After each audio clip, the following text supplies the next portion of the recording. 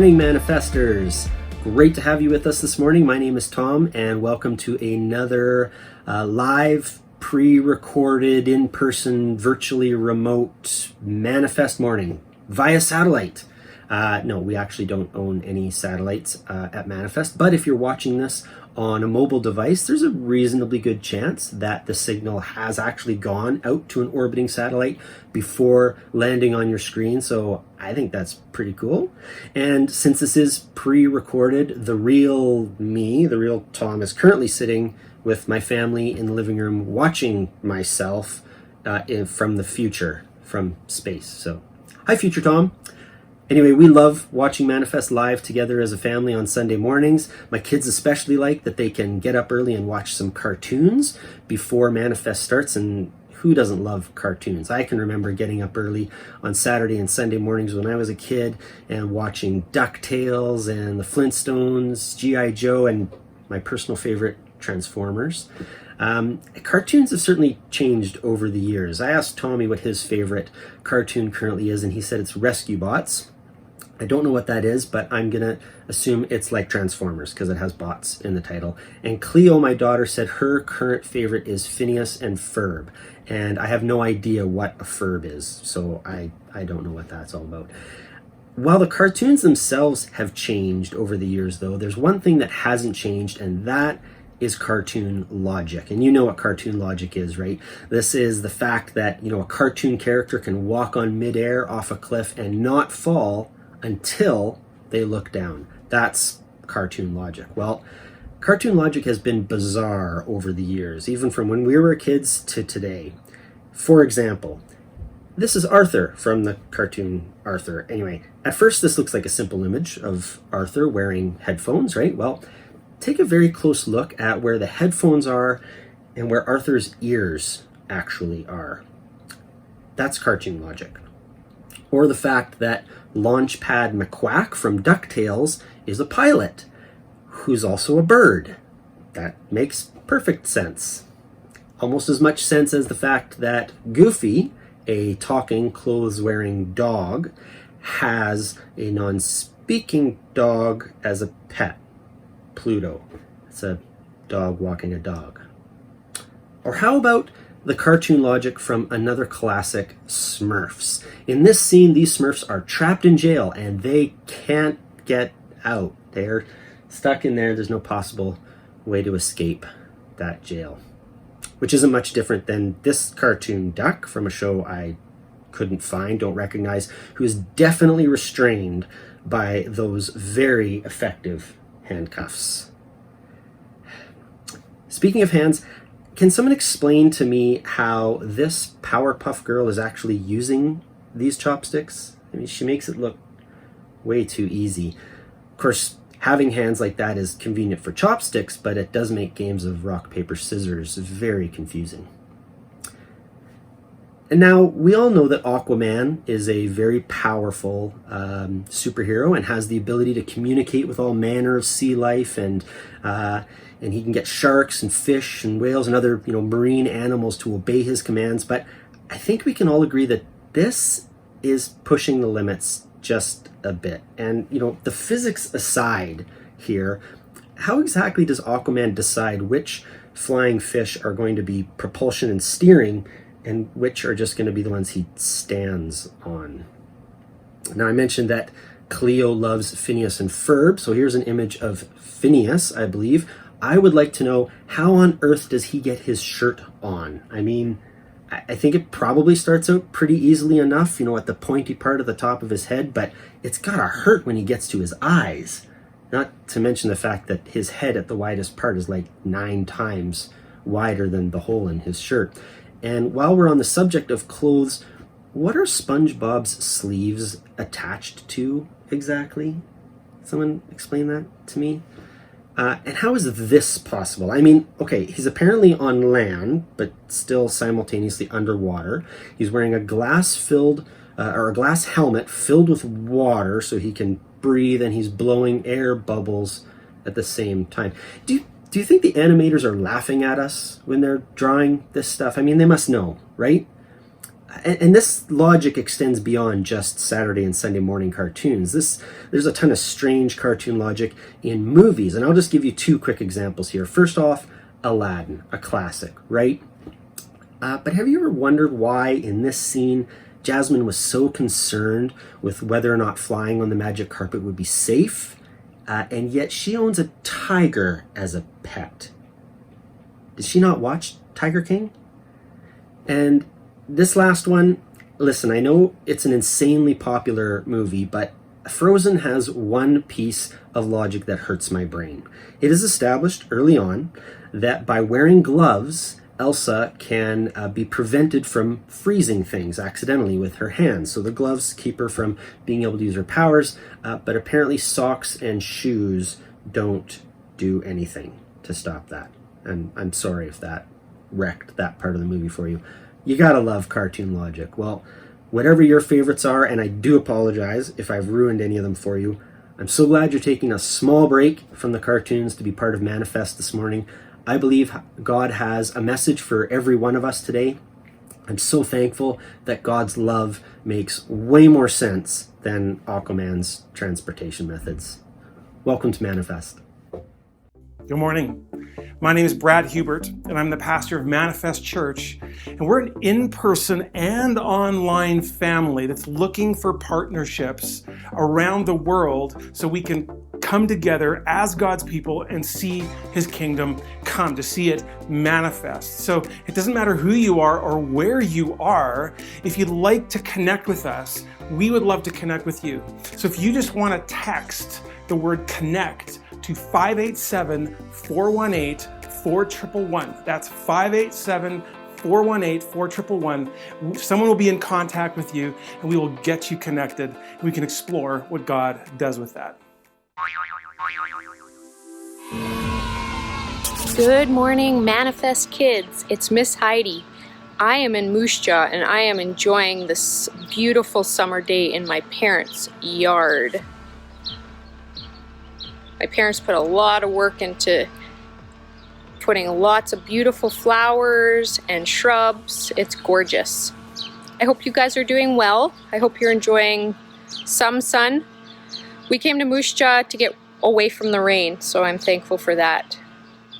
Today we have a big picture question, and that is, why should we obey God? We should obey God because He loves us, He made us, and His plans are good for us. And today we're going to learn about obedience through a story about Jonah. Hope you enjoy. The book of Jonah tells a story of Jonah, who is a prophet. God told Jonah to go into the city of Nineveh, but Jonah didn't want to go, so he ran away in the opposite direction. He hopped on a boat away from God. God sent a violent storm to the sea, and the sailors were afraid.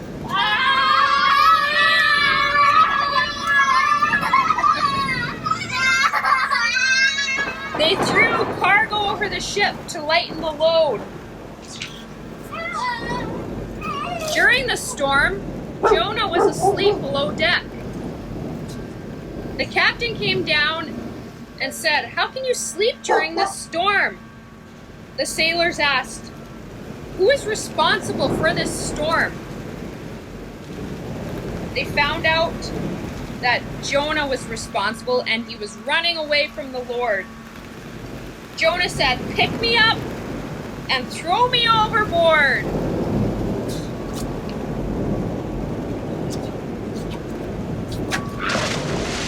And the storm will stop. The Lord provided a big fish to swallow him up. He stayed in there for 3 days. In the fish, he prayed to God. The Lord delivered him, and the fish vomited him up. God said, "Go to Nineveh and proclaim. In 40 days, Nineveh will be overturned." Once the Ninevites heard what he said, they turned from their evil ways. Isn't that a crazy story about Jonah? being swallowed and then vomited up and then having to go to Nineveh anyway.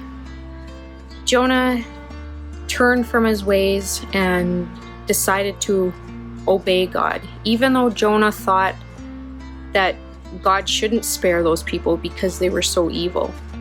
Jonah's story isn't just about a big fish and disobedience. It's about God's mercy for his people and how he can use anyone to preach the good news, and even if they're disobedient, he can use them for his good.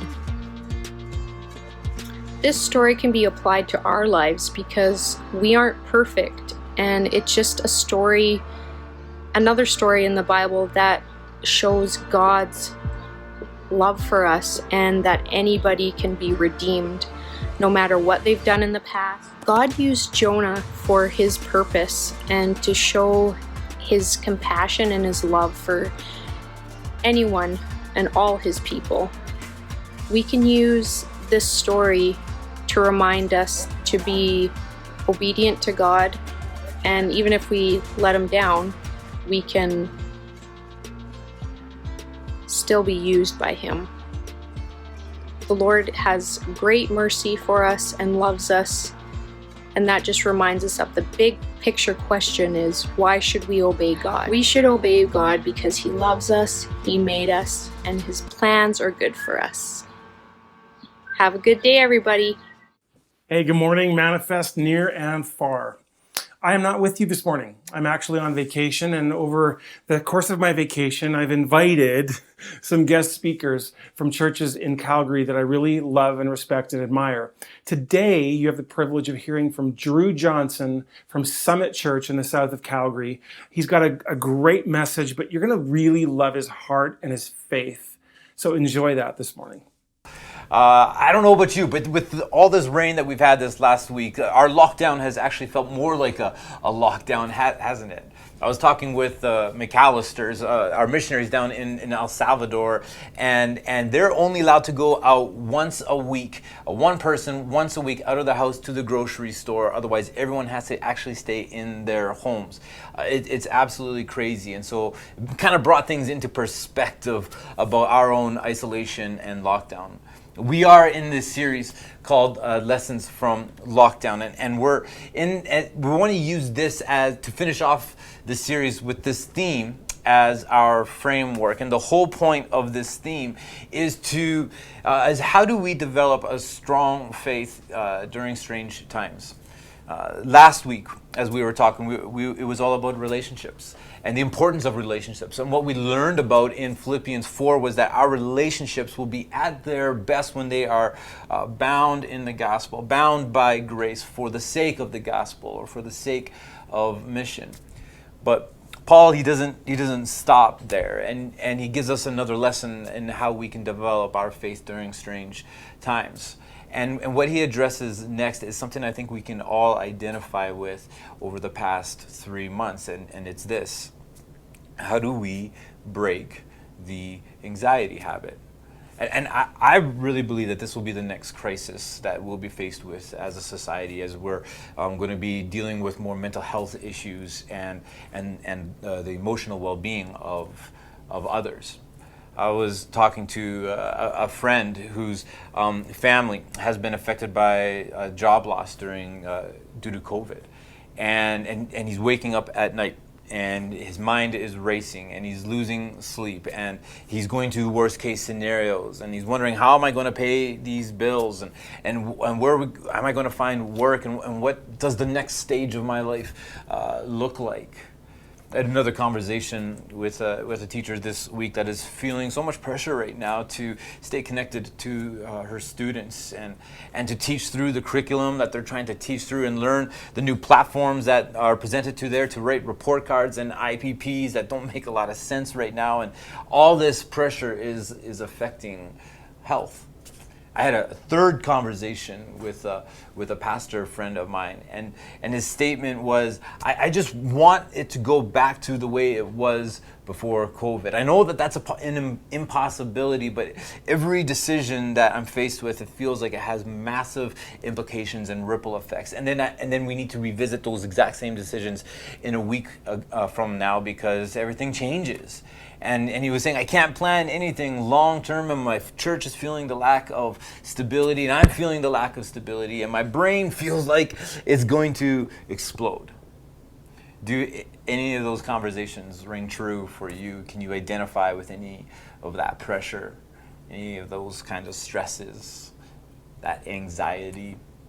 Literally, this happened just as I was writing this part of the message. A text comes to me and saying, I just had a conversation with work, and I'm feeling absolutely drained and anxious. Can you pray? See, we're all experiencing this to some degree.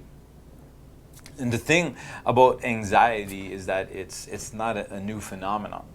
It's something that has been experienced from the beginning of time. And the Apostle Paul, he recognizes that the paralyzing effect that anxiety has, and that the hamster wheel that keeps on turning in our head, and the anxiety that brings. And so he addresses it head on in these two verses that we're going to look at this morning. It's in Philippians 4, 6 and 7. If you have your Bible, you can open it up there, or we'll have it on screen. This is what Paul says. Don't worry about anything. Instead, pray about everything and tell God what you need. Thank Him for all He has done. Then you will experience God's peace, which exceeds anything we can understand. His peace will guard your hearts and minds as you live in Christ Jesus. I think that this verse is very fitting for us right now. And here's what I want us to get this morning, is that this real peace is not the absence of conflict, but it's the presence of God. Real peace isn't the absence of conflict, but it's the presence of God. Often what we do when we experience anxiety is we try to fix it, and we try to distract ourselves, and we go to different things. We go to food or activities or pills and thrills and experiences and even other people. And the result of these fixes, it rarely gets to the core of our anxiety, and we end up coping with our stress by just masking the symptoms. So the good news of Jesus comes. This is where the good news of Jesus comes into play. That the message of Jesus is that we can enter freely into the presence of God. In the presence of God is where we find this supernatural, almost irrational peace in the middle of our trials. This peace is not a freedom from conflict or turmoil, but it's an all-encompassing shalom. If you've been in our base camp series, we've been talking about shalom, and shalom is a Hebrew word that means total spiritual, emotional, relational, complete well-being in God, covering all aspects of life. It's with us and God, with us and others, our own selves and our identity, and even us and the earth. And here's the kicker: this complete and total well-being of God, it can be experienced. You say, well, how can we experience that? Well, the answer might surprise you, and it's found here in this passage. Because our typical way of dealing with anxiety by masking its symptoms with like food or activities and pills and thrills and even counseling, which is really good, but they all have one thing in common, and it's a lack of acknowledgement around the spiritual component of who we are. See, the root of our anxiety is the belief that we must bear all our burdens ourselves. And that's just not true. Anxiety is a physiological problem that has a spiritual solution. And this is what I want us to focus on for the rest of our time together, is how do we break the anxiety habit that all of us are prone to feel? So Paul, this is where he starts off. He says, don't be anxious about anything. Now, I've prepared a special slide for you this morning, and I've listed all the things on the slide that it's okay to worry about. Ready? Here it is.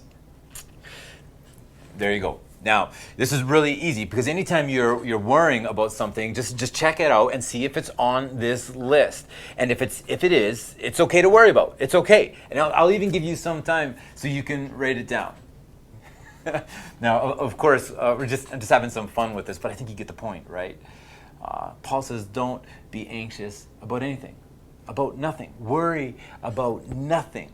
And this is a command that is without exceptions. And so we're talking about this emotion of anxiety, which is really, it's the uncertainty of something in our future or something that we can't control. It's a form of fear, and it's something that we are worried about because we can't control it. Can I make a bold statement here? Can I suggest that anxiety is actually a gift from the Lord? Last week, Emery comes running into our front door, and she put her hand on the front door of the door casing, and a paint chip got into her fingernail and into her finger, and immediately she just started crying because of the pain of this, and we had to get this paint chip out, otherwise it would get infected and it would cause further damage. And so to get the paint chip out, it actually caused a little bit more pain than what she was already in. Now, is there a person that likes pain? Absolutely not. But thank God for pain. Because if we didn't feel pain, we wouldn't know anything was wrong. And so pain becomes this tremendous gift because it forces us to take care of the things that we need to take care of. And anxiety is a form of emotional pain.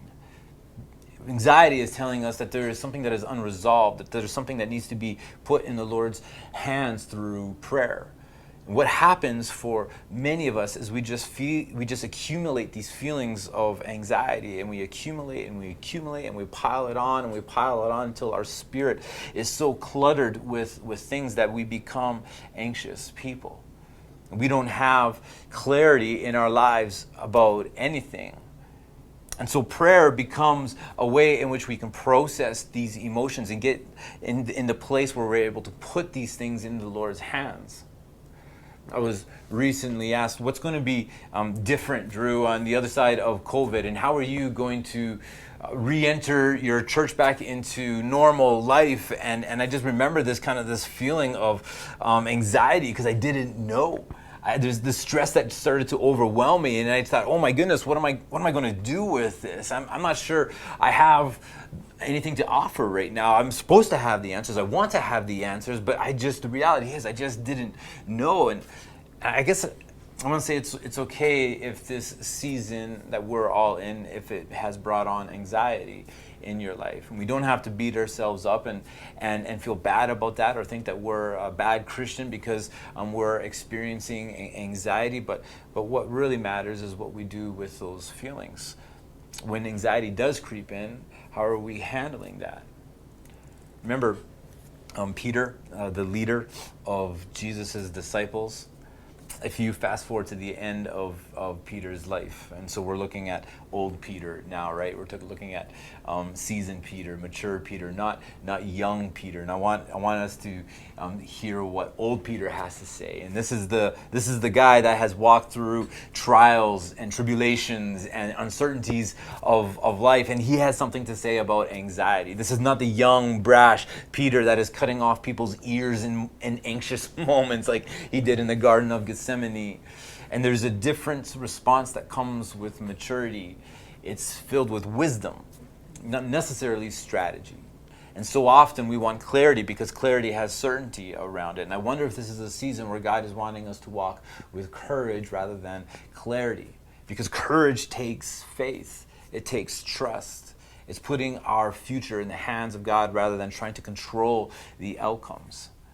So I'm trying to listen to people that are 10, 20 years ahead of me, and I want to listen to the voice of wisdom right now because I'm recognizing that strategy will come, and we want strategy, but I want it to come from a place of wisdom and not a reactionary place.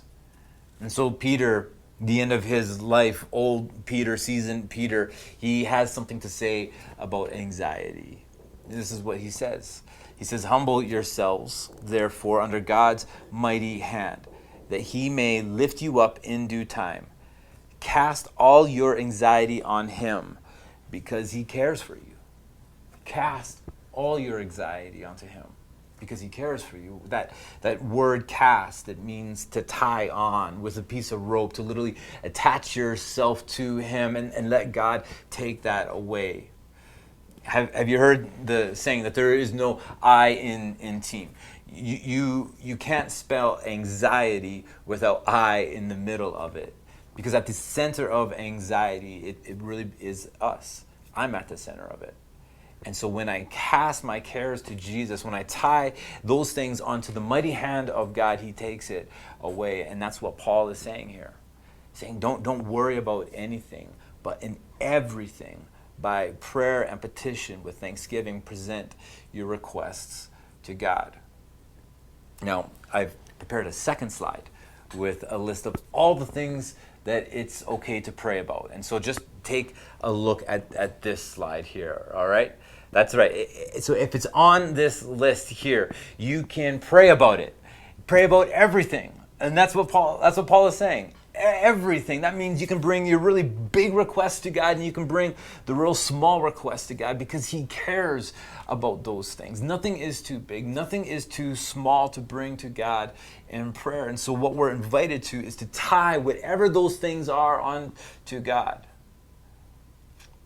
Let me ask you, what is it that you need to tie onto God right now? Is it work? Is it family? Is it relationships? Is it finances? A health situation? There's another slide here, and maybe you can fill in the blank here. And as this becomes your own personal prayer, I tie blank onto the mighty hand of God. What do you need to give over to God and allow him to care for and him to take care of so that you can have and experience peace? In this passage, there's actually 4 words for prayer that's tucked away in one sentence. Prayer, petition, thanksgiving, and request. And the first word is just a general word for prayer. And I want to talk about that in a few moments and that I think will be helpful. But the words petition and request both have to do with asking for God's help. And we've just been talking about that. But the fourth word that's tucked in the middle there brings out another aspect of prayer, and it's the word thanksgiving. And we think about thanking God after he has answered our prayer request, right? But notice that what Paul is saying is that we should mix our thanksgiving and include thanksgiving right in the middle of the request. It says, with thanksgiving, present your requests to God. And so even as I'm asking God, I'm already thanking him. I'm thanking him for being my God. I'm thanking him for being my Savior. I'm thanking him for hearing my prayers. And in faith, I'm thanking him for answering my prayers according to his wisdom. And when we do this, when we present our requests with thanksgiving to God, here's the result. Look at verse 7. And then you will experience God's peace, which exceeds anything that we can understand. And his peace will guard your hearts and minds as you live in Christ Jesus. God will fill you with supernatural peace that goes beyond your ability to understand it. Notice that this supernatural peace is not a result of God granting all our requests, but of you making all your requests to him. Once we have prayed about it and we know that God's will be done, and so we can just entrust those things, those cares, those anxieties, and we can just leave it in his hands. Paul says this supernatural peace will guard your hearts and minds in Christ Jesus. That word guard, it's a military term. It was used of soldiers standing over guard over a city to protect it from harm. And God's peace will stand guard over your heart and your mind and protect you from worry. This is such an important instruction for us. Don't worry, pray. Don't worry, but pray. Prayerful people are peaceful people. One last thing as we finish off together. If I were to ask you, what is the primary purpose of prayer? What would you say? What's the primary purpose of prayer? Here's a thought. The primary purpose of prayer is not to get God to do what we think he ought to do, but the primary purpose of prayer is to be properly formed. So presenting our request and petitioning the Lord for help is definitely part of prayer, but not the entire purpose of prayer. The primary purpose of prayer is that we should be formed and shaped and molded into somebody that is reflecting the character and the love of God. I want to finish off this message with a personal story about a kind of prayer that I was introduced to about 5 or 6 years ago. And this is kind of a prayer that it's less about talking and it's more about listening. Actually, it's even less about listening and it's more about being present. And it's a kind of prayer that leads to the peace of God. You say, well, what kind of prayer are you talking about, Drew? It's contemplative prayer. I call it sitting with Jesus. And you say, well, what is that? What is sitting with Jesus? It's exactly what it sounds like. It's sitting with Jesus. See, active prayer, what we've been talking about, is pouring our soul into our words and what we say, and including the petitions and the requests. But there's a moment where it's just time to be quiet and listen and to plug our souls into the presence of Jesus. Part of contemplative prayer is quieting my mind and body and being aware of the presence of Jesus. In my own prayer journey, I've learned that it's good to present my request, to talk it out, to pray it out. And I've also learned that it's good to just be quiet and be comfortable with silence. And it's in that silence that I imagine Jesus is right there with me. And I just sit with him. A lot of you know the story with my wife and the stroke that she went through 6 months ago now. And just, I don't know if I've really unpacked that story, and I thought this would be a time to do that. And I remember that we woke up that morning, the morning of the stroke, and she'd been sick for a couple weeks. And we woke up that morning, and we had been planning that for a couple months that a few friends would come and visit me from my aero class. And so I had friends that were flying in from Manitoba and from California.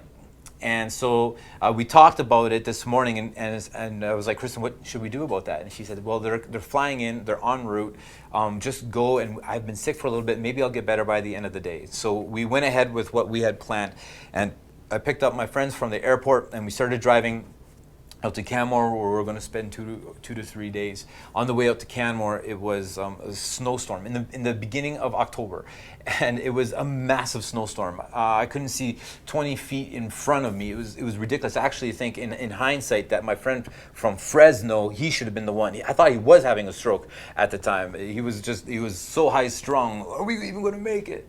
Well, we made it. We finally got to Canmore, and we were unpacking. We go for dinner, and we were kind of just getting caught up and talking in the evening. And I'm texting with not Kristen, but her sister at this time, and her sister let me know that Kristen was in the hospital. So immediately I'm like, I got to get back. But Kristen responded and through Beth and said, don't come back. This snowstorm is ridiculous, and it's not worth you putting yourself at risk to get back over here. And so I held off, and I was texting back and forth with Beth throughout the night, and it was around 4 or 5 in the morning where I got a text that said that Kristen had the stroke, and that was pretty much it. She said that we don't really know what's going on other than that she's had a stroke and she's being transferred to a different hospital, to Foothills. So I got up and I just started driving, and I wanted to get to the hospital, and we didn't know what was going to happen. I just left my friends in Canmore. I stranded them there for 3 days, actually, while this whole thing unfolded. But I was on my way to go see Kristen, not knowing what to expect when I found her. And as I'm driving there, I remember praying, and then just at the end, at some point, I ran out of words to pray. I didn't know what to pray, and so I just was quiet. And I started the practice of contemplative prayer, or sitting with Jesus. And I came to realize, actually, as I was doing this, why do this? Why sit with Jesus? Because Jesus is salvation. Jesus is peace. Jesus is grace. He is joy. He is mercy. Jesus is all of these things. And as I'm just sitting with him, I'm letting those things wash over me. And that's what I did. I just let those things wash over me. And I'm realizing this practice of sitting with Jesus is a practice of closeness. And I have a hard time being in an elevator with somebody for 20 floors because I don't know them. The silence is weird. But I can sit with Kristen because I'm comfortable with her. It's relational. It's been developed over the course of life through the hard knocks of life. And so I'm sitting with Jesus. And in this moment, I'm experiencing his peace. And I show up at the hospital where Kristen is. And I'm not stressed. I'm not anxious. I'm at peace. I don't know what the outcome is. I don't know at this stage if she's even going to have the ability to talk or move or anything. But I'm at peace because I was in the presence of Jesus. Remember, real peace is not the absence of conflict, but it's the presence of God. This week, my hope and my prayer is that you would experience the peace of God. The peace of God that passes understanding. If you are going through an anxious moment, can I encourage you to bring it to Jesus?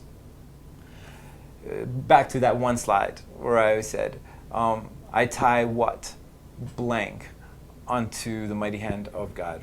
What is it that you need to tie onto God right now? Cast all your cares on him because he cares for you. And when we do this, when we spend time with Jesus, in the presence of Jesus, just sitting in his presence, we'll experience a peace that passes all understanding. Remember, prayerful people are peaceful people. Let me close off with a prayer that has been meaningful to me, and I hope it will be an encouragement to you.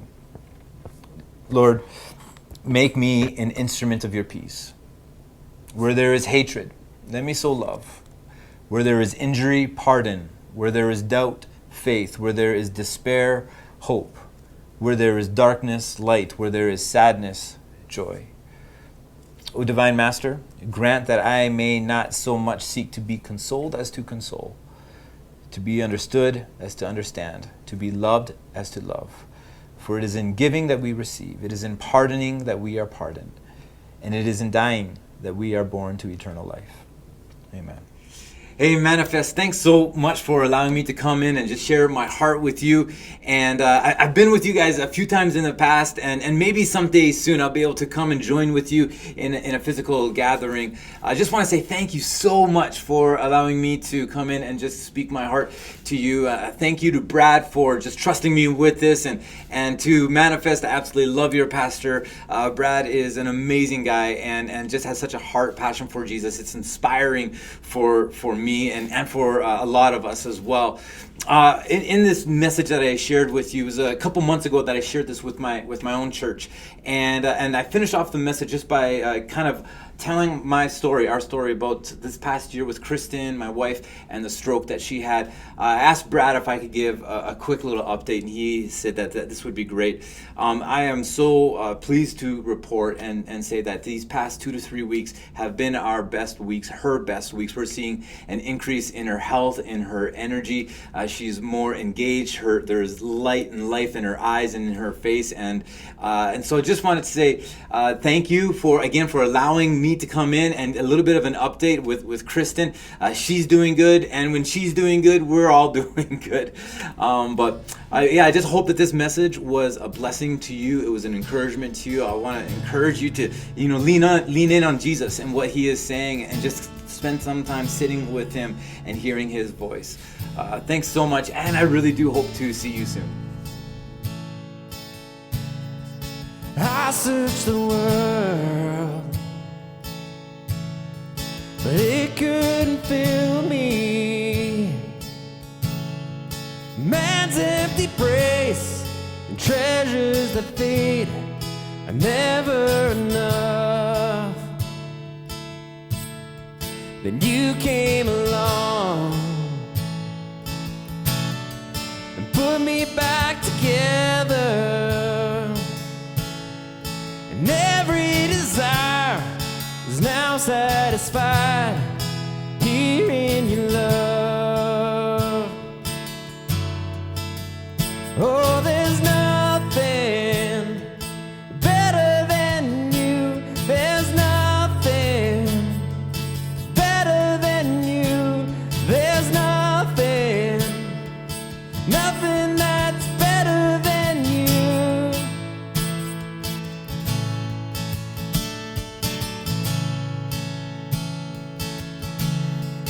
I'm not afraid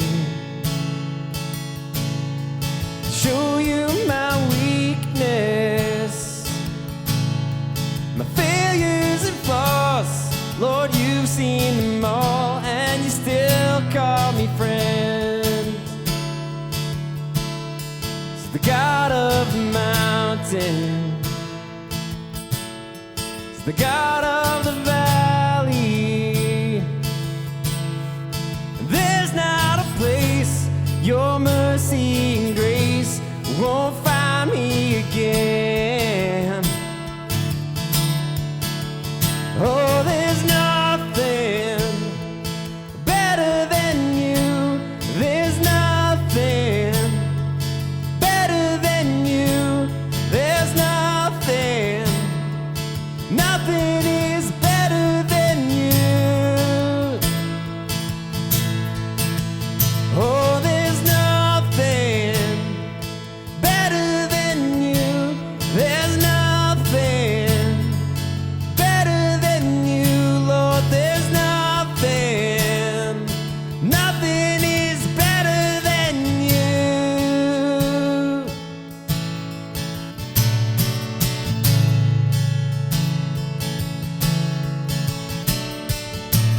You turn mourning to dancing.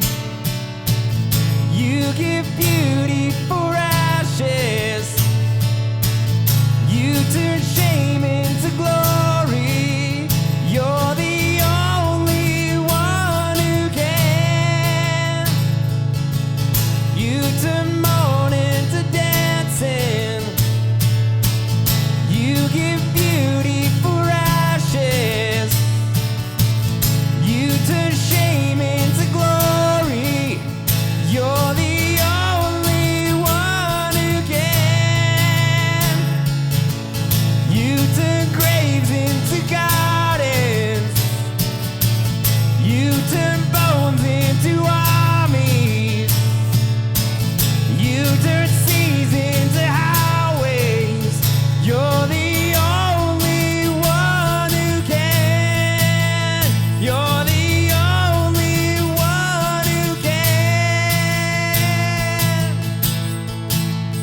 Oh, there's nothing better than you.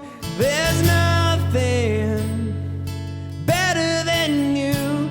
There's nothing, nothing that's better than you. Oh, there's nothing better than you. There's nothing better than you, Lord. There's nothing, nothing that's better than you.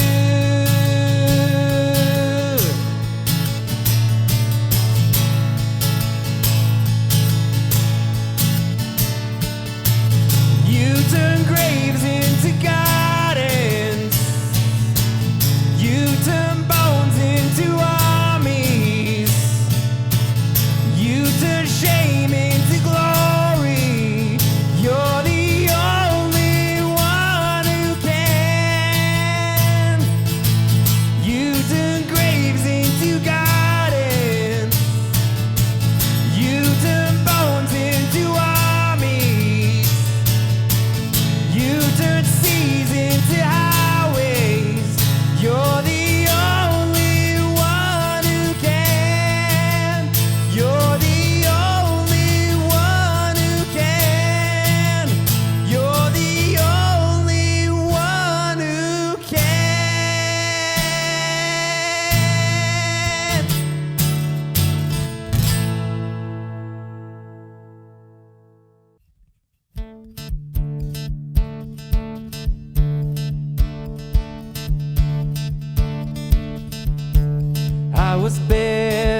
buried beneath my shame.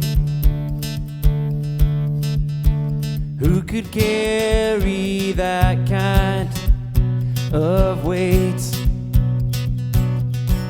It was my doom till I met you. I was breathing but not alive. All my failures I tried to hide. It was my doom till I met you. 'Cause when you called my name and I ran out of that grave, out of the darkness to your glorious day, you called my name and I ran out of that grave, out of the darkness to your glorious day.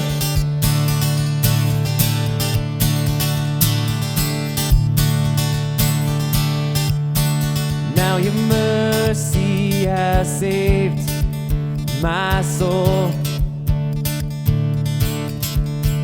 and your freedom is all that I know. The old made new, Jesus, when I met you, is when you called my name and I ran out of that grave, out of the darkness to your glorious day. You called my name and I ran out of that grave, out of the darkness to your glorious day.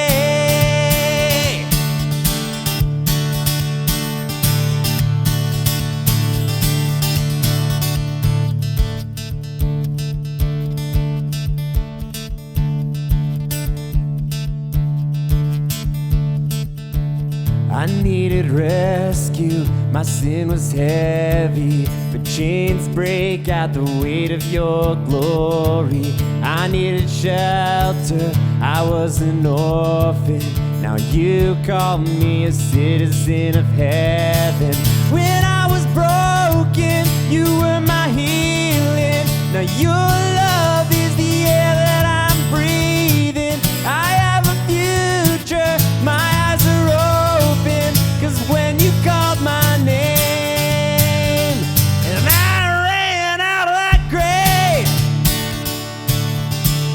out of the darkness to your glorious day, you called my name and I ran out of that grave, out of the darkness to your glorious day. Hey, thanks so much for tuning in today. Again, no matter where you are, no matter who you are, you belong. And we would love to connect with you to see what God has for you. Remember to text that number on the screen, 587-418-4111, and we can get you connected to who we are and what we're about. You can ask questions and explore kind of the Manifest family in a little more of an intentional way. For now, we're really excited you tuned in. Have an amazing day.